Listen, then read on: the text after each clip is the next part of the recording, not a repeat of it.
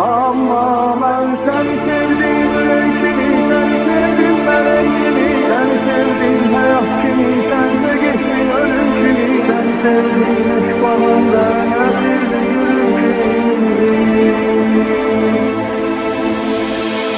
İsterem görem seni geceler yatanda da, İsterem görem seni gözümü açanda da, canlanır sureti her zaman hayallarımda.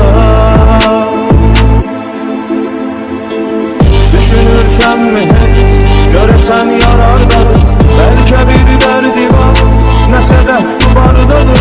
Beni tek koymuşam bu kederli hallarımda.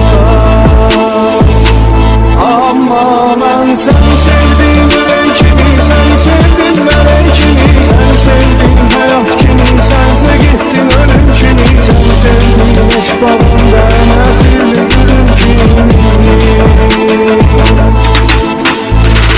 Utetmenin duvar beni, sen olmasan yıkar beni, yıkar bu ah uzar beni, yıkar bu intizar beni. Yalvarırım gel özümle bir de beni yapar beni.